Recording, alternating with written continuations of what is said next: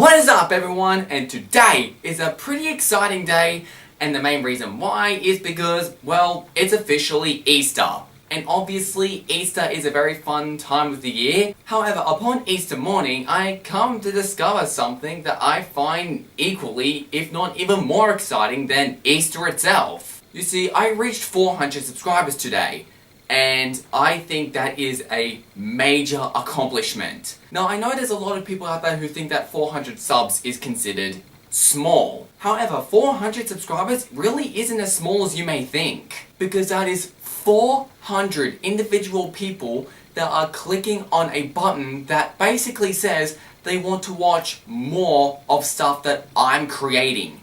And I am deeply humbled by that. I don't consider myself as some sort of special celebrity or anything. I'm just a random teenager in Australia that absolutely loves making videos about movies in his bedroom. But apparently 400 people want to watch that. And honestly, if I was doing this live on stage and I had 400 individual people sitting in front of me, watching me right now, that would be pretty terrifying. Sure, it is considered small to other much larger YouTubers that have millions of subscribers.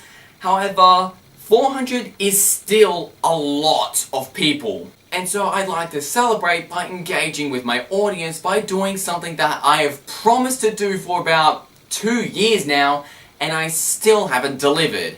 And that is a third Q&A. Now, some of you guys may be wondering what exactly I'm talking about. Well, 1 or 2 years ago, I made an announcement video talking about how I was going to do a Q&A in order to celebrate 100 subscribers. I said to go nuts, leave as many questions as you wanted because I honestly didn't think I was going to get that many. And basically the video was me promising that I was going to do a Q&A to celebrate 100 subs. And a couple years later, I had still never proceeded to fulfill that promise. And I am really sorry about that, and I definitely know where I went wrong. But I'm willing to make up for my mistakes, and so I've decided that I'm going to host a Q&A again. And this time, I am holding myself accountable, and I am planning on uploading, or at the very least making, the answers video about 1 or 2 weeks after uploading this video. So go ahead, ask your questions in the comments below, and I will be sure to answer them in 1 or 2 weeks' time. But there's a few disclaimers I need to quickly make before you go ahead asking your questions. The first thing I need to say is that I cannot promise I will be answering every single question I receive for one reason or another. One reason is because I might just receive too many questions to answer in one video, and I don't want the video to be like 4 hours long. So there's that. And then there have also been occasions when I've received questions that I just can't answer. Whether it's one that I don't really know my opinion on, or it's just one that is so personal I felt uncomfortable answering it. So if you decide to ask a question that's really personal, there is a possibility that I'm not going to be answering it. I'm not saying you can't ask questions about me as a person, in fact I encourage it. However, definitely be considerate of my privacy. Also be aware that you are allowed to ask multiple questions. However, if you leave me a list of like 10 questions or something, there's a good chance that I'm just going to pick my favorite ones and answer those. So if you have multiple questions, there's a good chance that I'm not going to answer all of them. But also leaving yourself multiple questions will also increase your chance of me answering at least one of your questions. Because if you leave me multiple, that will give me more questions to choose from, and I can just pick my favorites. In terms of what questions you can ask me a variety of things. You can ask me innocent, fun, lighthearted what-if questions. You can ask me movie-related questions. You can ask me for my opinion on certain film-related subjects. You can ask me things about what I'm like as a person, like what kind of music and books I'm into. You can ask me things about my hobbies. You can ask me questions about a certain show / fanbase I spoke about recently. And you can even ask me questions about my autism. Now, you don't have to ask me questions that specifically fit into those boxes. You can really ask anything you want. But those are the kind of questions that I would like to answer the most. And one more thing I would like to ask of you is to be careful with how you organize your questions. Now, a lot of you guys made your questions very simple and easy to read and understand. However, there have also been times when people have left a bunch of questions in really long lengthy paragraphs. And so it's a bit hard for me to go through those paragraphs and pick out different questions. So if you have multiple questions, then I would like to request that you leave all of your questions in the form of a list, like A, B, C, or 1, 2, 3, or however many questions you've got. Because if you do each question line by line in a list, it will make things much easier for me to archive them and sort of pick out which questions I want to answer. Now, some of you guys are probably wondering, why don't I just answer the questions I received on my last one?